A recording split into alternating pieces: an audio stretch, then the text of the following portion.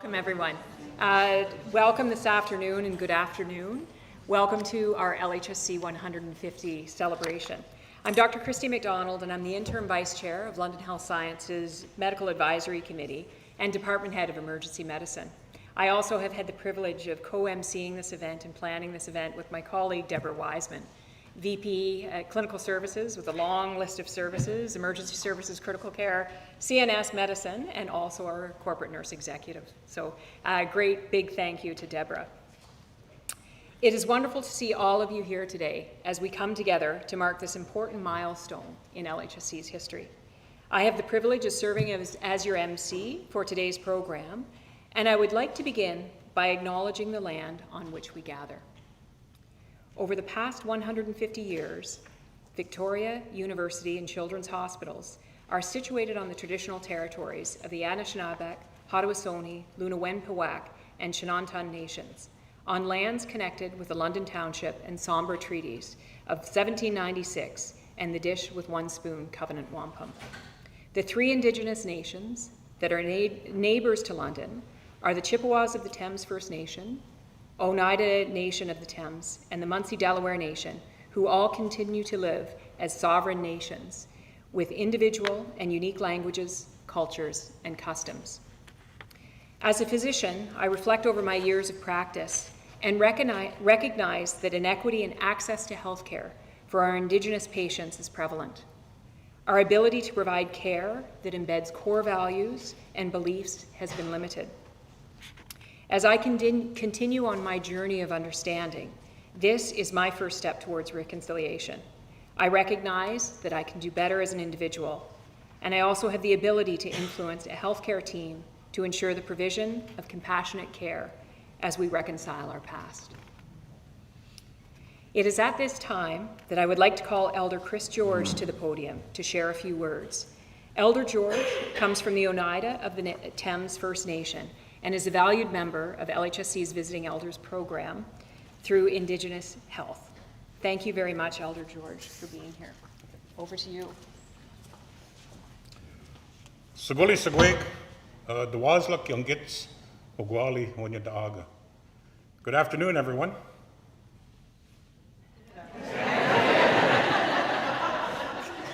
I almost thought I was in an empty room. It's great to be here, and it's an honor. It's really a milestone when you think of it. We all coming together, especially the Anishinaabe, the Hongwe, Ladin-Lenape people, coming together to allow us to practice our culture. And you know, as I was watching the video and seeing all the different things, and I was talking to one of the organizers, I can remember when nurses, how many nurses we have in the room? Okay. You know, I can remember when the nurses, what they would wear is white, okay? And they'd have that little thing on their head. It would be like a crown, I guess. But you know, the thing about it is, some years back, back in about 1980, I moved to Alberta, and there I injured myself. I almost lost this hand, and I got it caught in a grain auger. And when they took me to the Camrose Emergency Hospital in Camrose, Alberta, just outside of Edmonton. And there, they basically killed my arm, had no control of it. And then they gave me another needle, and they told me to count from 100 to 1. I only got to 98, and I was out. Anyways, while I was out, I came to when everything was done.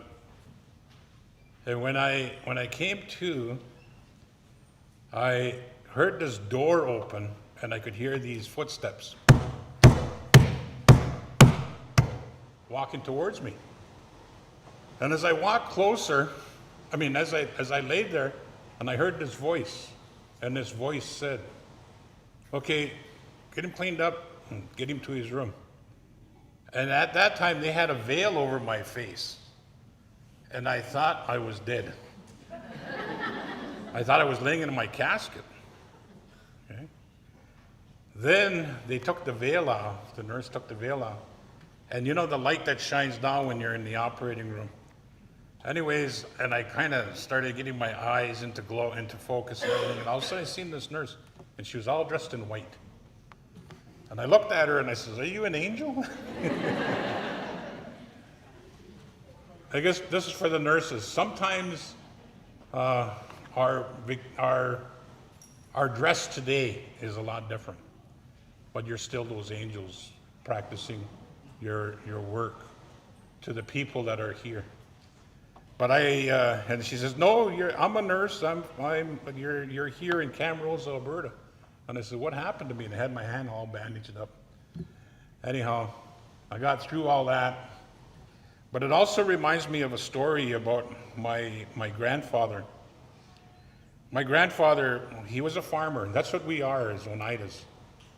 We're farmers. And my grandfather had a farm, and he was out, and he slipped and he fell. And I don't know if many of you know about farm equipment, but he had on the farm equipment, and it was a disc. And he slipped and he fell, and he caught his face, and it cut his face open. Anyways, our medicine men and our healers came, and they had a ceremony for my grandfather.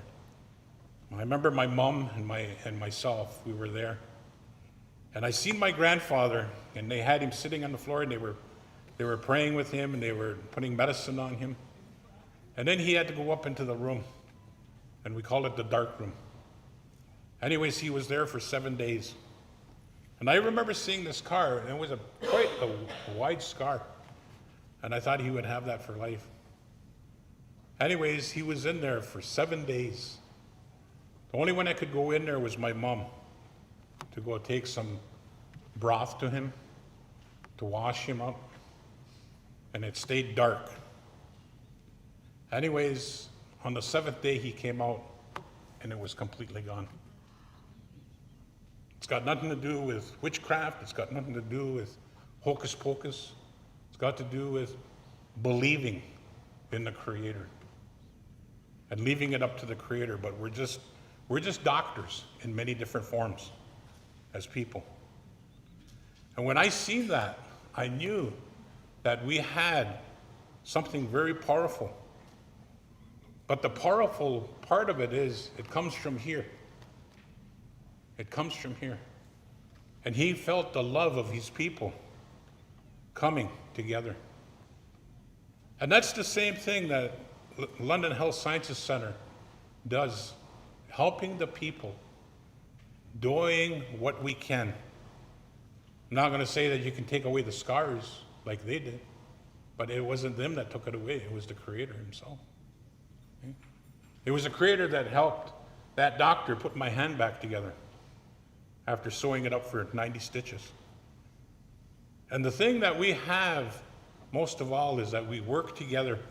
And as being one of the visiting elders here at London Health Sciences Center, it's great to see, and also seeing staff like yourselves come and ask for some of that knowledge and understanding. So it gives me great honor to be standing here before you and giving you, stories and, of how we practice and how we're still practicing today. Our traditional medicine, we call it.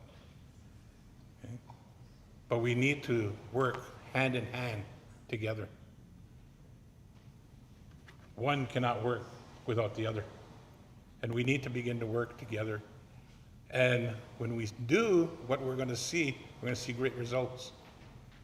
Okay? And it's going to be you and me walking together. Because we also have a wampum, what they call the 2-row wampum. You heard about the covered chain wampum. Well, we also have another wampum. It's called the Goswanta. The 2-row wampum. We're going to go down the same river together. We're going to practice our same beliefs, but yet we're going to be helping the people along the way. Let's continue to keep helping those people here at London Health Sciences Center, and at Commissioners Road, and here at the university. So with that, I say Yawatko, big thank you, and Nogitwa. I'll see you later.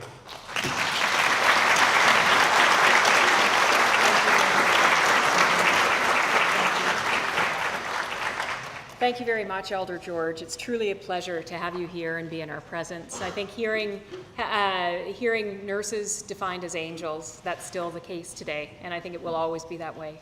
The other thing that really resonates is the power of people coming together to heal our communities, to heal each other, and to keep us healthy and well as a community in a hospital, at home, and within our community. So thank you very much. I hope each of you today had an opportunity to enjoy the department tours, displays, and historical exhibits. It's been incredible to look back at our history and reflect on how it's carried us forward to our present at one of Canadians' largest research-intensive hospitals. When we all began planning this event, we had to decide whether we would host at one site or host at both sites on different days. However, we chose to host on the same day at both sites. The integration and the key role of both University Hospital and Victoria Hospital and Children's Hospital is essential and is the fabric of LHSC. So today we can celebrate one of the biggest celebrations in LHSC's history, and we're glad to be here with all of you to celebrate. It's a pleasure and an honor to be with you. Today we have a great lineup of speakers to celebrate, and we'll get right into it. Elder George will be departing. He's a much sought after man in our community, so he will be departing a little bit early. So thank you for being here. We won't be able to thank you at the end.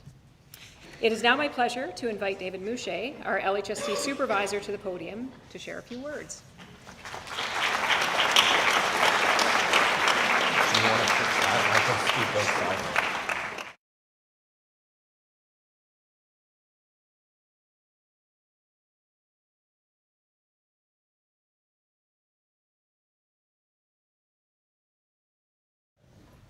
No static? Okay, good. All right, thanks. I was just going to go right loud while Robert was changing it. So welcome, everybody. I'm David Mouchet. Thank you for coming here today to celebrate an amazing day, to consider sesquicentennial. I said this morning, you can only say that once in your lifetime, so get used to saying it. It's quite a celebration to celebrate 150 years of an amazing institution. And as you know, I came from Windsor, and in Windsor, I was able to get to know Elder George as well, so it was great when I came here. One of the first days I visited LHSC, Elder George was there, and we were able to say hello, and it was great to have that connection. And that brought home the point that we're all part of one bigger system. And as Elder George just stated, we can't do one without the other, and we're all part of this. And LHSC, in its 150 years, has made such a massive impact on healthcare, not only for London, but for the province and for Canada and internationally as well. And I, from the outside looking in, I always appreciated LHSC, but really being on the inside now, I have a greater appreciation for the amazing work that is done at LHSC. And the reason it's so amazing is not because of, we got a beautiful room, nice big parking garages and things like that. It's you folks. You folks make it happen. You folks are the heartbeat of this institution, and you are the ones that take care of the patients, that deliver that amazing care for the patients. And no matter what you do here at LHSC, what role, what classification you're in, you make a huge impact for healthcare. And the 150 years that we're celebrating, there's been some outstanding achievements. And when you take a step back and look at it, there's 80 firsts that happened at LHSC through the years. 80 firsts, medical firsts, and we're going to hear about some of them a little bit later. But that's quite amazing that not only are we taking care of residents from London, Middlesex, and from the region and from the province, but we're making massive strides in research by having one of the largest academic health science research centers across Canada and making amazing strides in not only research, but in the actual clinical care that's being delivered. And at the end of the day, again, it's because of you. You're the ones making it happen. So this current generation, the last 150 years, and the next 150 years in front of us.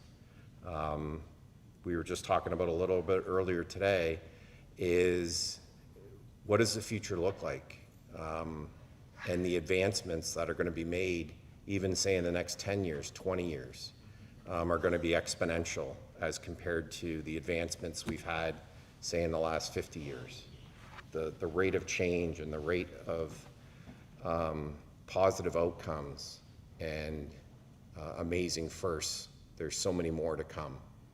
So again, I really want to thank all of you, plus clearly our government representatives who are here today. You're going to hear from them as well, celebrating today and celebrating the achievements of this organization and what it means to not only London, but the province and all of Canada. And at the same time, you know, when you back up, you look at when the doors first opened here, you know, in 1875, you know, over the years, having one of the first nursing training programs here and then partnering with Western University, and that very strong partnership and the benefits that has had not only for London, but again, for the whole province. And, you know, if you look back through the 150 years, what this organization has gone through and continued to go through with, you know, world wars are breaking out, pandemics are happening, and countless other events have occurred, but at the same time, LHSC keeps moving along and taking care of the patients that they serve. In advance of this event, we received a bunch of letters of recognition and celebration from individuals across Canada and also Ontario as well. And some of them are out at the table outside. But I want to read you one from Her Excellency, the Right Honourable Mary Simon, who's the Governor-General of Canada. She wrote, "I'm pleased to extend warm congratulations to London Health Sciences Centre on its 150th anniversary. Since 1875, through times of change and challenge, LHSC has consistently demonstrated excellence and resilience, adapting to meet the evolving healthcare needs of people of London and beyond. As one of Canada's foremost research-intensive teaching hospitals, LHSC continues to be a pillar of compassionate, patient-centered care while advancing medical knowledge and innovation of national and global significance. LHSC's leadership in areas such as organ transplantation, trauma care, and cancer treatment reflects the extraordinary commitment of its physicians, staff, researchers, and volunteers. This milestone is a testament to the collective dedication of the LHSC community and its partners, and congratulations on this historic achievement." So couldn't have said it any better than the Governor-General of Canada with respect to what LHSC means to all of Canada and the importance it plays. And, you know, folks, sometimes you don't take enough time to kind of pat yourselves on the back, but today's the day you should pat yourselves on the back. Because in celebrating the 150 years, again, you are the ones that make this place move forward. You are the ones that get remembered from the patients and the community with respect to the work you do. So I know there's a lot of, I'll call it, and we've talked about this, white noise going on right now here at LHSC. Let me handle that goofiness. You folks keep focusing on what's the most important thing in front of us, is that's our patients and each other. And you folks do that, I'll take care of the goofiness, and we'll get through this together, okay? So congratulations and happy celebration. Thank you.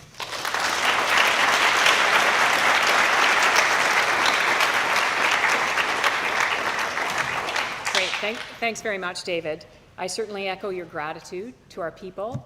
You truly are what makes our organization great, and I think we're all happy to hand over the white noise to you, and we'll continue to do what we do best. So thank you. I would now like to welcome Mayor Josh Morgan to the podium to share a few words on behalf of the City of London. Thanks, Mayor Morgan. Great. Thank you so much for the opportunity to share a few words again today. I was at Victoria Hospital this morning. I know there's a few people who were at both, so some of what I say might be a little bit of a repetitiveness, but I actually want to say first, before I start, is that members of City Council recognize the importance of this institution to the city's history, to the ongoing success and the health of its citizens. And I think none of us take for granted the incredible work, whether it's the day-to-day care for the residents in London and the region, or the incredible research that's happening here that puts London on the map, not just in Ontario or Canada, but internationally. Councillor Corinne Rahman is here with me today. There were a couple of councillors who joined me earlier this morning. And one of the things I want to say about University Hospital is I actually came to London to go to university here. I went to university here, and then somehow the university sucked me in, and I worked there for like 16 years. And I worked in the social science building. And so my view was like this building, right? So I've basically been staring at this building for 16 years. And all the time, though, because of the association with the university, really got a good understanding about the really innovative research and care that happens right here at University Hospital. When I think about the impact of LHSC generally on the community, I can't help but share my own personal stories of impact. And I recognize that there are many people receiving many different kinds of care, but I think each and every one of us has a personal story about themselves or a family member who has received care through these incredible institutions. I know my son Max, who's 9 now, and I got to watch him bike home today because he biked to school for the first time. So one of the reasons I was like, let's speak up at UH in the afternoon. That's great. When I'm done, I can go home, not back to City Hall, and I can kind of catch Max biking home. But there was a time where Max, he had this really bad bout of asthma where he could not catch a breath, and we took him to the Children's Hospital. It ended up being very serious. He was admitted, and he ended up staying there for almost a week. As a parent, and if any of you have had your kids in that situation, when your child can't breathe, and there's absolutely nothing you can do about it, you realize that the care of one of the most important things in your life is in the hands of others, and the care that the people associated with this hospital system gave, the compassion, the professionalism, the support for parents, is bar none, the top in the country. It was an amazing experience in a very difficult situation. We even had to stay in the family room a couple of nights. But I can't thank enough the nurses, doctors, support personnel who, just as daily course of business, provide that level of care to residents in our community and my son. I would say I probably wouldn't be up here today speaking if not for the London Health Sciences Centre. In 2013, while working at Western University, looking at this beautiful building out my office window, I had a little bit of a pain in my side. That's kind of funny, but carry on through the day, and then it got worse and worse. I actually talked to my boss and said, I'm not feeling too good. And she said, well, why don't you go home? On my drive home, I was like, no, this is actually not good. For some reason, I drove myself to Victoria Hospital because I wasn't thinking, but got there to the emergency room, and by the time I got there, I couldn't actually walk very well out of the car. And by the next morning, my appendix was removed. So the fact that we have healthcare in this city and this country that is the quality that it is means each and every day we're saving people's lives. Hundreds and hundreds of people's lives. Over the course of this organization's history, thousands and thousands of lives. But the impact that each of those lives go on to have in our community is magnified, right? Without professional healthcare, without the work you do each and every day, without you giving the care you need and changing those people's lives, they have no opportunity to go on and make the impacts in community that they would otherwise make.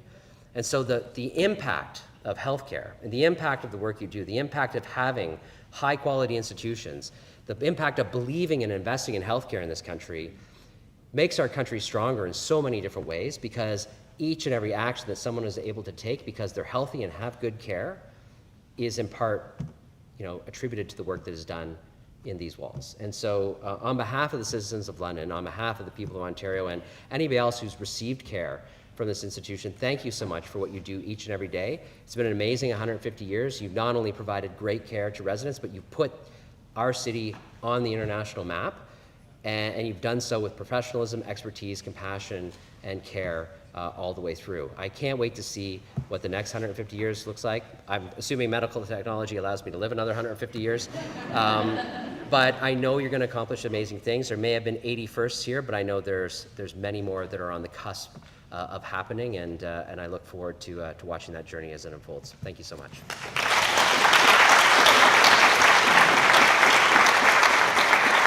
Thank you, Alder George. Thank you very much, Mayor Morgan. We are very, very proud to be the pillar of our community. And thank you to all of you. Again, you heard very well from Mayor Morgan about the role that we play as individuals within this organization and what we play as an organization within our great city of London. So thank you very much.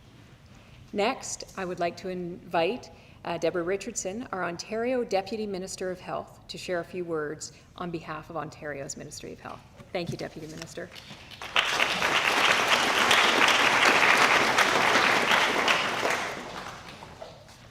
Nin Delawisi, Wabano Nungasque, Delayawe, Wendigajawik. Good afternoon. My name is Deborah Richardson. I come from the Pabano First Nation, which is the North Shore of New Brunswick. I have lived in Ontario for quite a period of time, and I actually also married an Anishinaabe man. The Mi'kmaq are stronger. And we actually have a home in Taganing, which is Garden Village, Nipissing First Nation near North Bay. So it's really a pleasure to be here, and I won't take offense that Elder George left, but I just wanted to share a little bit about what I shared this morning, because I know many of you weren't there this morning. So as a First Nations woman and a cancer survivor, that's me,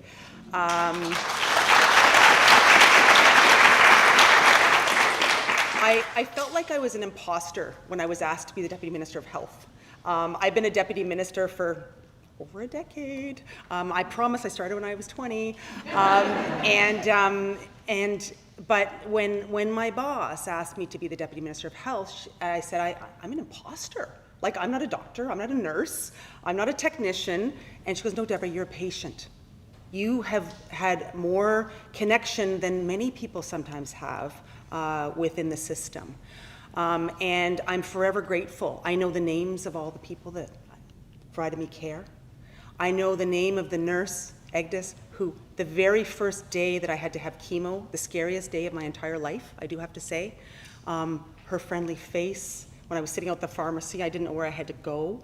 And I remember those things. And each and every one of you impact people, and never forget that. And I know you don't, but sometimes that's the scariest moment in someone's life, when they interact with the system. And to have that connection, and you may not, it might be like, I have to go on to the next person, but the impact that you have on people, don't take it lightly, because it means a lot, and I will carry that with me forever. And I'm very grateful to St. Michael's Hospital, my family doctor, Dr. Barbara Vary, who encouraged me to go for my mammogram when I didn't want to, and Sunnybrook Hospital, the medical oncologist, the nurse oncologist, like every single, the person who put my wristband in when I went for chemo every day, who always recognized me, and my radiologist, everybody. And it takes a system, it takes a village. And I just was so struck when I was reading even the history of London, and 150 years. And the first, I'm not going to get into all the firsts, because I think we're going to hear a little bit about all the firsts, but it's so impressive. And each and every day you impact people, real people, and your own families and yourselves, I'm sure. We all go through the system in some way or another. So I just wanted to recognize that, and from the bottom of my heart, thank you. Because without you, we wouldn't be where we are in terms of healthcare. And especially when you talk about a research institute like here, like you guys are a system hospital. You make impacts not only in London, but in all of Ontario, in all of Canada, and even around the world, like we heard this morning from Dr. Abdul Lawandi, and it's so impressive, the stuff, the firsts and the things that London and researchers in London have discovered and found. Although Lawandi had some really good stories about sometimes it was someone who lived in London and then went to Toronto, and which one is it? But anyways, it was pretty impressive. Also wanted to give a shout out to some of my team who came and it really helps bringing in people from the system because it also helps make even the Ministry of Health and Government less bureaucratic and more real and more tangible. And that's really a goal of what we've been trying to do. And so, but now, like for the celebration of hand, like I can't believe it, 1875, the journey of health sciences, and you shared a little bit about that, Dave, and we are going to hear some history, but with the opening of the London General Hospital, a modest facility with a handful of beds and a small team of physicians and nurses. The London General Hospital laid the foundation for LHSC to evolve and grow. And then again, I spoke to how it's become a leading healthcare institution and one of the largest research-intensive teaching acute hospital facilities in the country. Like, just think about that. It's just so impressive. And for 150 years, your hospital's been in place for healing and hope. Generations of hospital staff have been here for patients and families, delivering the high quality and compassionate care that you do. And including during some pretty challenging times, such as tuberculosis health crisis in the early 20th century, or the COVID-19 pandemic, where healthcare workers once again showed their incredible selflessness and commitment to patients and their communities during what were very difficult circumstances. So I ran the jails through COVID, and we delivered healthcare, obviously, in the jails. It was a real challenge. So I can relate to how all of you felt during that time. It was very scary, but people were still so heroic and put others before they put themselves. It's just so incredibly impressive. I'm just so humbled even to be in a room with healthcare professionals as yourselves. And from the beginning, LHSC has been an integral partner and leader in healthcare teaching and education. And Dave spoke about the first nursing schools, and when you think about the generations of healthcare providers that have been gone through this system. I had a call this morning with Dr. Jane Philpott. She came through here through London. So it's just absolutely incredible. And the work done around discovery and innovation, and we're going to hear a little bit about that as we move ahead. And just the firsts around, like we heard, radiation, and when we were the first Canadian jurisdiction to publicly fund and administer Pluvicto, I'm sure I'm saying that wrong, which is a new treatment for prostate cancer, the first here to administer it. The first patient received their treatment here. And I know it's a very challenging space, healthcare, and try running the budget for healthcare for the province of Ontario. It's always a challenge because the needs are so great. And I'm really proud of the work that we do. And I just want to also give a shout out to David Mouche, who has been an amazing friend and colleague. We're like on regular texts and memes and all the stuff that we do all day, every day, because you have to have some laughter too. We deal with some very serious things. And without laughter and friendship and camaraderie, it's really hard to move a lot of these really important things that we need to move forward. So bottom line is, you should be really proud of your contributions. I was just so impressed when I saw how many nurses were in the room. It's amazing. But just thanks so much for allowing me to celebrate and my team to celebrate you. So thank you.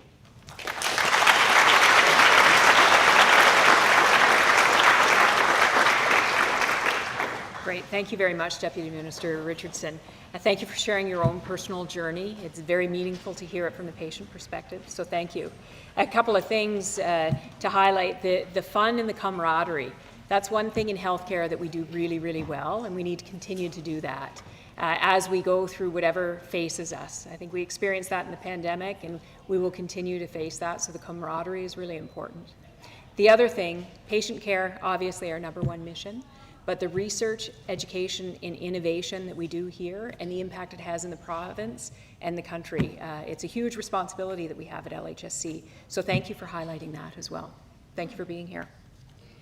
It is now my pleasure to welcome the first of two presenters this afternoon, Shaylin Ryan, our curator of the Medical Artifact Collection at Western University. I see, where is Shaylin? I know she's right, yes, there she is.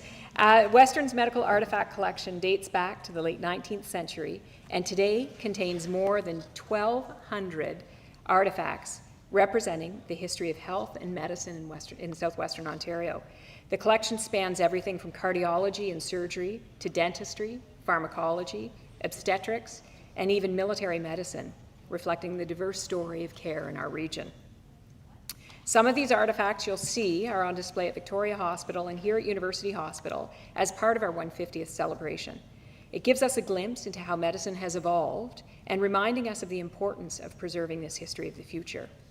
We're pleased to be joined by Shaylin today to share more about the history of medicine. Please join me in welcoming Shaylin.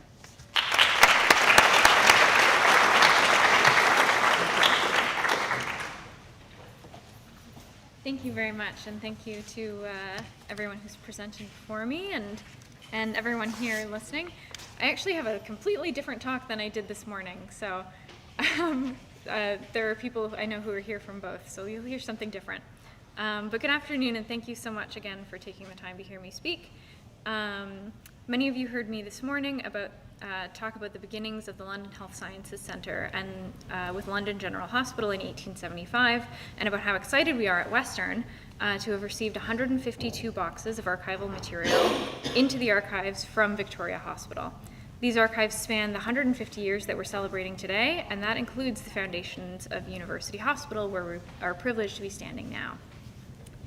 The connection between University Hospital and Western University began in 1970, 2 years before the hospital doors were officially opened in 1972 by accomplished Canadian-American neurosurgeon Dr. Wilder Penfield, who you might remember from the Heritage Minute commercial where someone's smelling burnt toast. I don't know if anyone remembers that. For more than 50 years out of the 150 that LHSC has now existed, University Hospital has established itself as a leader in teaching and research, especially in the areas of cardiac surgery, neurosurgery, and transplantation, and many other areas that we've heard about. And there are 80 different firsts, as everyone keeps mentioning. I unfortunately don't have time to go through every single one, but you'll hear about a few. This history has been told, and I'm sure that you have all heard it again and again. The incredible story of Dr. Charles Drake and his techniques for repairing ruptured brain aneurysms, of becoming the site of the Canadian Centre for Transplant Studies in 1981, and of the insertion of the world's first pacemaker cardioverter defibrillator in 1987. There's no shortage of accomplishments to be celebrated in the history of University Hospital. This place is also the site of Canada's first heart and lung transplant in 1983, as well as the first pediatric heart transplant and liver transplant in Ontario, among other transplantation firsts. But when I think of and study the history of medicine, it's not just this story of linear progress where everything gets better and better all the time, but it's a history of change, of adaptation and innovation in the face of and springing from adversities and peculiarities of time and place. The first stethoscope, for example, of 1816, was supposedly invented when Dr. Laennec didn't want to put his ear to a woman's chest out of a sense of modesty. So he rolled up a piece of paper and listened that way and found he could hear better. Anyway. Surgical gloves were innovated because Dr. William Halstead didn't want his favorite nurse and future wife to quit on account of the carbolic acid antiseptic hurting her hands. Edward Jenner noticed the milkmaids had immunity to smallpox and then created the first smallpox vaccine. There are countless stories like these throughout the history of medicine, including from right here in this hospital, where doctors, nurses, and other health professionals have adapted and innovated their practice to better care for patients and improve their experiences and outcomes. In oral history interviews that I've collected for the Medical Artifact Collection at Western, I've been treated to tales of quick thinking and life-saving innovation, the kinds of stories that give context and color and humanity to the big, important headlines, and tell us something about the ways that these milestone moments come to be. Doctors have shared details in their interviews that shed light on how changes in medical practice happen and what it was like to work in a brand new hospital when University Hospital was first opened. Many people might not know, for example, that Dr. Charles Drake's famous aneurysm clips, those that he developed for securing the neck of a brain aneurysm while protecting the surrounding vessels, also played a role in early liver transplant surgeries in this very hospital. When a soft clip was needed to clip the hepatic artery without damaging it, the surgeons turned to what they had here at their disposal, a piece of equipment that was not built for them, but that they knew might do the trick. And when they did need something that was built for them, instead of waiting and ordering costly parts, they turned right to the people in their own hospital. Physicians and surgeons could go down into the machine shop and describe what they needed and have it made right here. When a child arrived early on in the hospital's existence with an arm that needed to be held in traction, doctors found that they lacked the necessary equipment for the frame to hold up the ropes and pulleys. No matter. Chop up 6 broomsticks in the basement and add some duct tape and borrowed ropes and pulleys, and you have a full 4-poster bed. Need a container in which to store a liver for the very earliest liver transplants in Canada? Find a cooking pot at the department store and have the machine shop workers saw off the handle. These are the stories that get to the heart of the history of University Hospital and LHSC as a whole. Determined and creative people making use of all the means that are available to them to provide the highest level of care to their patients. University Hospital has played its own role in preserving this history and the medical history that came before it. Since the 1920s, the Faculty of Medicine at Western University has been collecting historical artifacts for a medical museum, and this finally found its home at University Hospital when it opened in 1972. The museum boasted a recreation of a Victorian doctor's office and various cabinet displays with such artifacts as apothecary chests, a wooden leg, stethoscopes, x-rays, obstetrical forceps, and many other examples of historical medical equipment. In 1994, 1 year before University and Victoria Hospitals officially came together as London Health Sciences Centre, the museum closed and split its collections between Fanshawe Pioneer Village, the Victoria Hospital Museum and Archives, and the History of Medicine Department at Western. Today, those that ended up at Western form the basis of the medical artifact collection, which is used for teaching students in history, medicine, nursing, and other disciplines. And those that went to Victoria Hospital are now finally being reunited with their old companions as they have come back to Western as well, which we're very excited about.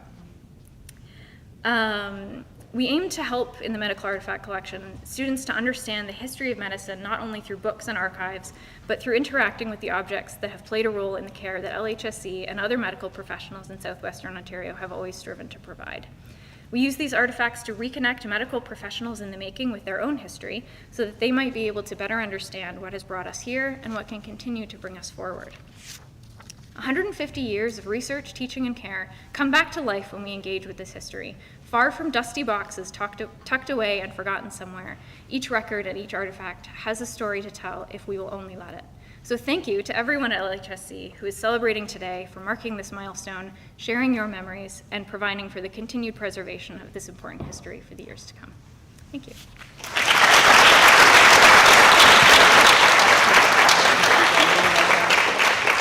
Thanks very much, Shaylin. An excellent run in our history. And I imagine 152 boxes with a bit of magic in each of those boxes. So we look forward to hearing more stories. And the other thing that rings true is the curiosity and innovation. Imagine going down to the shop in the bottom of the hospital to figure out how to have a brain aneurysm clip, or 4 posters with broomsticks for traction. So thanks for sharing that. And that's the curiosity that continues to drive our innovation moving forward.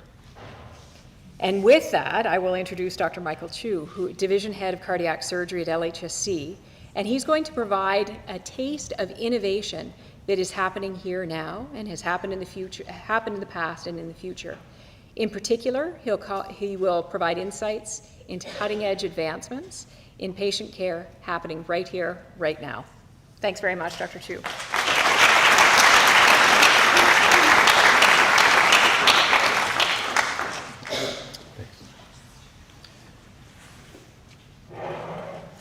Well, good afternoon. Happy birthday to LHSC. Happy birthday to all of you. And, you know, this is a great honor for me to be here with you today. I see so many friendly faces, and, you know, it reminds us of how special this place is where we work. And, finding out that it's been 150 years here at LHSC is incredible. It's really incredible. I come from Saskatchewan, where nothing is older than a few dozens of years, but I'll share a little bit more about that after. It's my honor to share with you about innovation here at LHSC, and I apologize because I'm not going to be able to cover everything, but I'm going to share some of what's in my area of expertise and domain. And innovation is really at the heart of what drives many of us. The reason we come in day out is to try and provide better care for our patients. And it's really through innovation and research that we're able to do that. And it's such a crucial part. Otherwise, 10 years from now, we don't want to be doing the exact same thing we're doing now. And it's really, we need to be in a place, an environment that supports research and supports innovation. And LHSC for sure is a place like that. You've already heard about Charlie Drake and Walter Penfield, who were, key neurosurgeons in bringing acclaim with their work in aneurysm surgery. Transplantation has been a very important area where we have played a crucial role in moving things forward. The first heart transplants all died, and it really wasn't until the advent of immunosuppression and the discovery of cyclosporin by some scientists in Norway and Cal Stiller bringing that back here that enabled us to move forward. And as a result, here, London Health Sciences Centre got to be on the forefront, putting in the first organ transplant was a kidney, being the first place that Dr. Neil Mackenzie had done the first heart-lung transplant in Canada. And moving forward along there, we've had many major advances in robotic surgery. This is our newest members of our heart transplant program, and I have to apologize. I swear Dr. Davey is a much better looking guy in person. He's a little shy, but you can catch up with him later. We have performed the most heart transplants in Canada, here in London. And in fact, we're just in the middle of trying to verify. We believe that the longest living heart transplant actually was done here, worldwide. And we're trying to confirm this with the Guinness Book World Records. This is Doug Boyd, one of my mentors when I started, and he performed the first robotic heart operation worldwide, globally, done here in London. And in fact, not only was it one of the first heart operations, it was one of the first operations ever performed using a robot. And it was transitioning into, completely into this whole new world. And it was very, exciting and very inspiring for all of us and very inspiring for the next generation of students and trainees. And so this is really amazing. This is my area of expertise, minimally invasive repair of valves, of heart valves. And so instead of having to open people's chests up, we can repair and rebuild their own valves by making small keyhole incisions with a camera and some special instruments. Here's another example of operations where we are leaders in Canada and in the world with repairing congenital heart defects through less invasive, through holes the size of a golf ball. Can you imagine that? A golf ball. So, repairing someone's congenital heart defect through those small little holes. Here's another example. This is an Ironman athlete who super fit and worked in the executive as an executive director with the government of Canada, and felt unwell, got checked out, and was found to have a big tumor inside his heart. And we took this tumor out. The tumor was bigger than the hole that it came out of. And he was back to activity and feeling well within a couple of days. It's really remarkable. Things have progressed so much. It really has become the standard of care here. Our teams all know, that we all have standardized protocols for these minimally invasive and robotic operations, but that's not the same everywhere. In fact, it's far from commonplace everywhere. And in fact, you hear on social media all the time, wow, this place did their very first minimally invasive operation. This place did their first robotic operation. They may even have done their 10th or their 20th. But here in London, we're almost hitting 3,000 minimally invasive heart operations. 3,000. And we're not very good at tooting our own horns about this sort of stuff. We don't go blast it all over social media. But there is a lot of work that's been done here, and we've been leaders here in Canada and in the world in doing this sort of work. So we should all be proud of ourselves.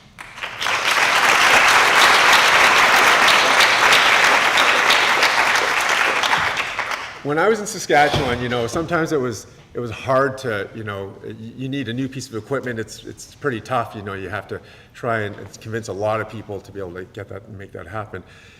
Here, we were the first hospital in North America to get a cardiac hybrid room in 2002. 2002. My predecessors went to the administration and said, we have this idea. We have we think that things can be done in a much less invasive way, but we need this technology. And, instead of the administration saying, oh, forget it, that costs way too much, that's never gonna work, come on, they supported it. They went right to the wall and said, okay, how are we gonna find the money to make this happen? And, we renewed this room in 2018, and, it has developed an entirely new field of cardiovascular intervention. And we've done many, many firsts amongst treating all parts of the heart, the aorta, different parts of the heart and lungs, and things that have developed because this institution here had the foresight to support the dollars that were required to developing a hybrid room and to be and enabling us to be on the cutting edge of this field. And so it's been an incredible journey that way. This is an example. This is a stent, specialized stent that we use to treat aortic dissections, where the aorta splits into several layers. The first in man studies were actually done here and in some other places in Canada. And really a lot of it was because we had the equipment, we had the right environment, we had the right people. And now, 10 years later, this is just being started to be used in the US. The FDA has just approved this a year ago, and they've done their pivotal trials. Meanwhile, our patients have had access to this for the past 8 years, which is really great. Here's another example. This is an elderly patient where normally the only options would be to do open surgery.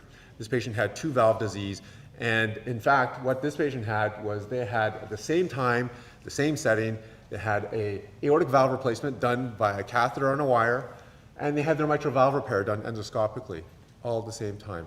And normally this patient had actually been to several other centers in Ontario and was deemed too high risk. But here we were able to come up with a new solution for this patient. We not only do these operations and procedures here, but we teach others, because that's the whole point. The whole point is that, that these techniques spread around the world. And we've been fortunate, every month we have visitors in from all over the world where we're able to teach them some of these new innovative techniques. I'm going to share a couple of small other examples. This is using 3D printing, where usually you would say, well, I'm going to look at the CT scan and the echo and decide how I'm going to repair this person's valve. But nowadays, we have the technology where we can actually 3D print someone's valve, and then we can practice. We can say, okay, we think there's 2 different approaches that we can use to repair the valve. Let's practice it in a simulator beforehand before going to the patient. Makes complete sense now. Why did it take so many years for us to figure this out? We've been very heavily involved with Health Canada with some what's called pre-market assessments. So devices that haven't been approved yet, but we're exploring them. And this has been a wonderful environment here at LHSC, where we've had the support to be able to move forward with new technology, new devices. And there's been many firsts. And this is where we're replacing people's aortic valves by making a puncture in their groin, putting a wire up inside the heart, and the patients stay only a day or 2. And we've been on the early forefront of this, where we've had many, many firsts. And we have a wonderful team here. This is our team currently. And one of the things I want to share with you is that innovation doesn't always involve just devices. When the pandemic hit, it was crushing for all of us. But it was the worst for our patients. Our patients couldn't get in for care. We had all these patients who had severe aortic stenosis who couldn't be treated. So what did we have to do? Well, we could say, all right, we're going to have to try and make magical resources appear out of nowhere, or we can figure out ways to become a lot more efficient, figure out ways that we can use the same resources to treat more people. And with our team, we were able to go from treating on average 2 to 3 patients a day up to 7 patients a day, which is remarkable. And not only that, these patients, about 1 in 4 or 1 in 5 of them now go home the same day. Can you imagine going in to have your heart valve replaced and going home the same day? It is, been an incredible sort of innovation. So, we try to do our very best to spend our dollars well. So, if the Ministry of Health wants to send any more, we will make the best use of it.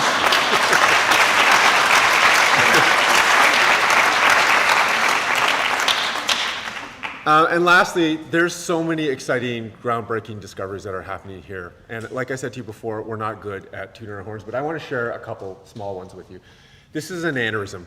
That big red thing is the size of someone's normal. It's bigger than someone's normal heart, and this is an aortic aneurysm. And the problem is, it's really a silent killer.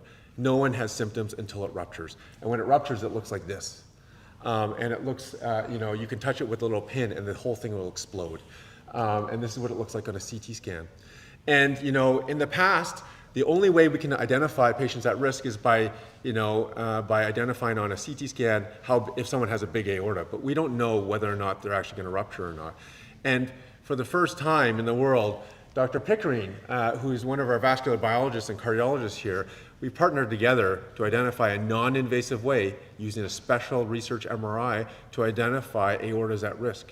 And so this is opening up a super exciting area where now we have a different way to be able to try and identify which patients we need to get in sooner than others, which is super exciting.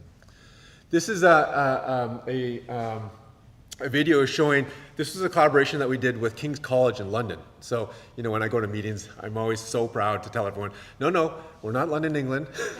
We're London, Ontario, Canada. Everyone always knows London, Ontario, Canada. And, but this was a collaboration with London, England, where, when we do heart operations, particularly for infection, sometimes we're working inside the heart. We can't always see all the details inside the heart with our own eyes, but we can see it beforehand on the CT scans, on the echocardiograms. And the thing is, this is a technology where you can go in an operating room and you can have a buddy with you. Buddy doesn't even have to be beside you. Buddy can be across the ocean in London, UK, helping you to direct you and say, oh, hey, Dr. Chu, you missed a spot over there. Go over to the left. That's where the abscess is. That's where the infection is. Go clean out the rest of that area better. And so, it's really exciting, this sort of work. Additionally, artificial intelligence and machine learning is growing exponentially.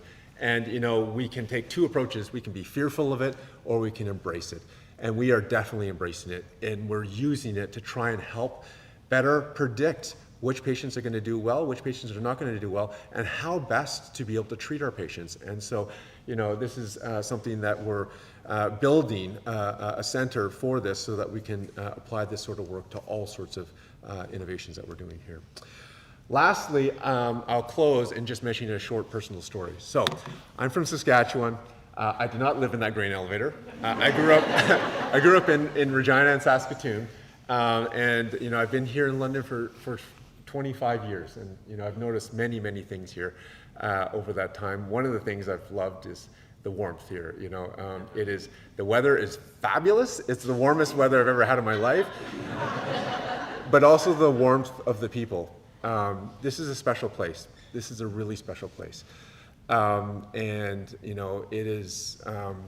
I'm proud to be a part of this team, and I can tell you firsthand, I've benefited from each and every one of you. So when I was a child, I had a heart rhythm problem.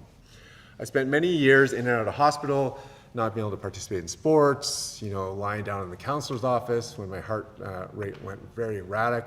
I saw every specialist in Western Canada. And for years, it went untreated or not treated well. And finally, I was referred to London, Ontario, Canada. I was referred by a cardiologist in Edmonton to see Raymond Yee, Raymond's not here right now, who's our head of cardiology, George Klein, and Gerard Garneau. They were on the forefront in innovating a new way to treat the condition I had called Wolff-Parkinson-White syndrome. Normally, the operation that was described involved an open incision, and parts of the pathways inside the electrical system of the heart had to be separated or divided. But those three thought outside the box. They said, oh, wait a second, maybe we can figure out a less invasive way to do this. And so they took me to the cath lab, and through a puncture in my shoulder and a puncture in my groin, they were able to find the pathway and they were able to burn the pathway. I was 14 years old at the time. I had no idea how unwell I was until after, because when you're a kid, you don't know. And my life changed forever. It changed forever. I had the opportunity to do things, to see things, to be as active as I wanted, to take up sport. And it changed my life. And I am forever indebted and grateful to those three and the team and everyone here for all of the efforts that they put in into developing this new technique to be able to treat me less invasively. And that's what got me interested in medicine, and that's what got me interested in London, because I feel that I want to be able to return the same gift that I was given to others. So anyways, congratulations again on 150 LHSC. This is a special place. I am forever indebted to this city and this hospital, and I hope that all of you enjoy the rest of the celebration. So thank you.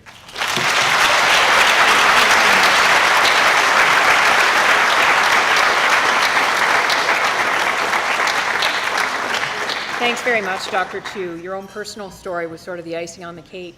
If that doesn't give you pride in this organization and pride in our people, it's just wonderful of where we've come. I think the big thing is how the excitement with research and innovation, and it drives better patient outcomes, better patient care, and our future is bright. Our future is very bright, so thank you. So thank you to all of the speakers this afternoon. It's been incredible to reflect on our past, to celebrate our role in the city and the province, and to look to our future of medicine. I will invite Deborah up. Deborah will give closing comments following the formal presentation. So welcome, Deborah, again, Vice President of Many Clinical Services, Medicine, Emergency Services, Critical Care, CNS, and CNE. Welcome.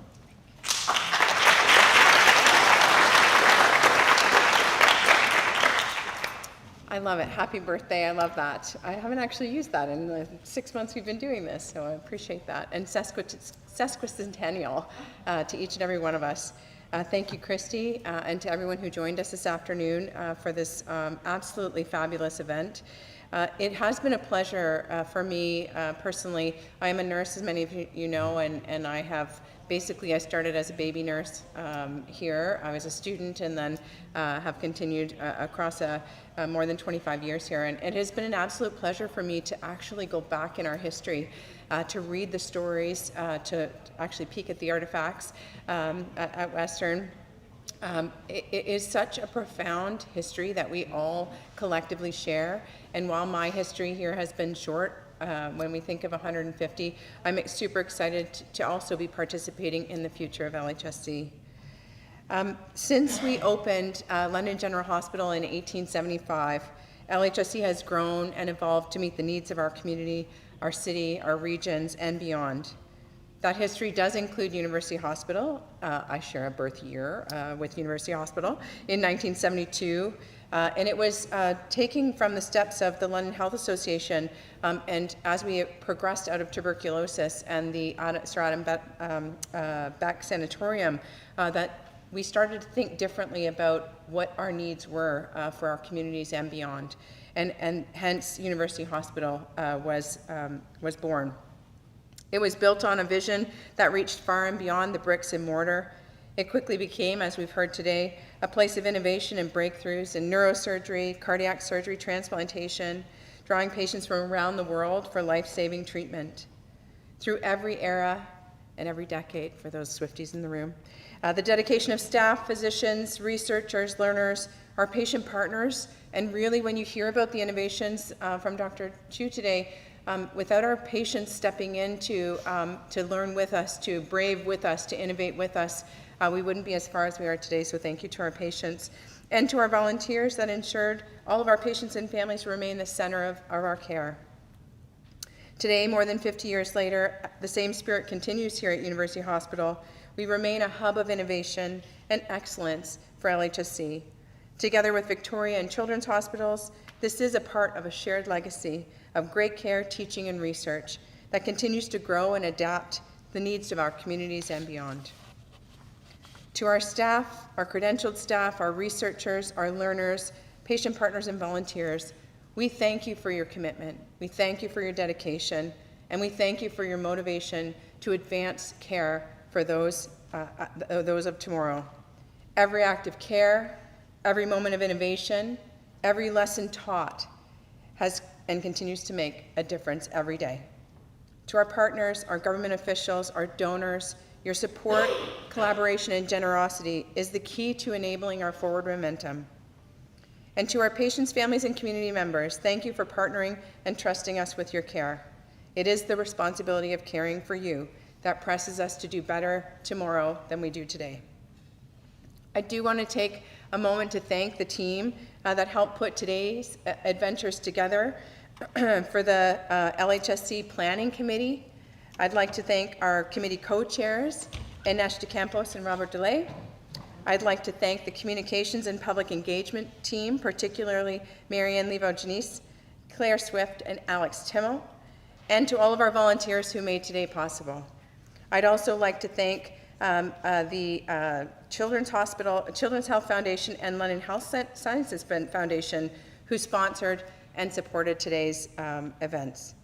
Your hard work, your dedication, and your support have helped bring this celebration to life. I'd like to thank you.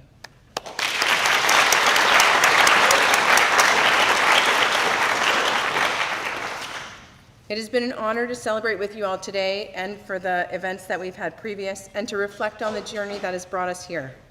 When London General Hospital first opened in 1875, it set in motion a tradition of care, innovation, and service that has shaped our community for generations.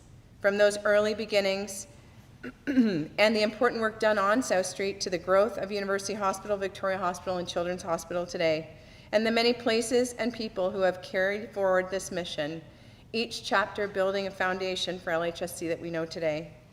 As we mark our sesquicentennial, our 150 years, we stand not only on the shoulders of those who came before us, but alongside one another as we look to the future. The legacy of London General Hospital and all the hospitals that followed continues in every act of care, every innovation, every life touched at LHSC.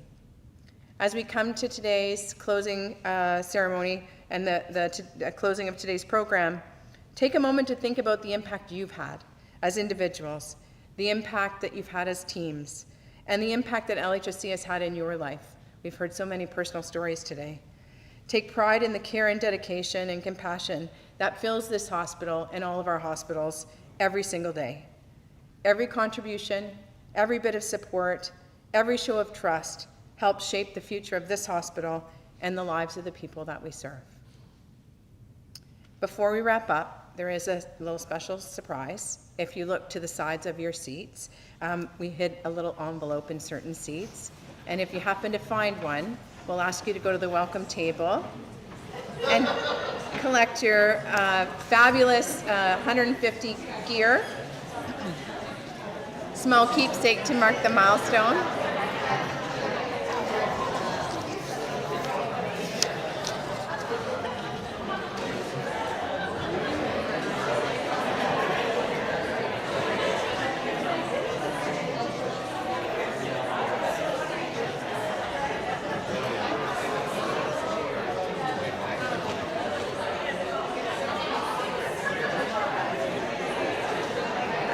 Many of you watch Amazing Race. Dale and I watch Amazing Race, and they had to go in a stadium and look in every seat. Just reminded me of that. Teamwork. I love it. I love it. On behalf of LHSC, thank you for being here today, for being part of our story. Cheers to the past, the future, and our present. Future of great care, teaching, and research. I'd like to now invite you all to celebrate with us, continue mingling, enjoy some sweet treats out in the lobby. We have a cake which we'll do a little ceremonial cutting, and we've got lots of cupcakes. I hope you've enjoyed some items at the food trucks that we had at both sites today. I hope you've enjoyed an opportunity to collectively have a look at our artifacts and the booths that our teams so eloquently and experientially put together today.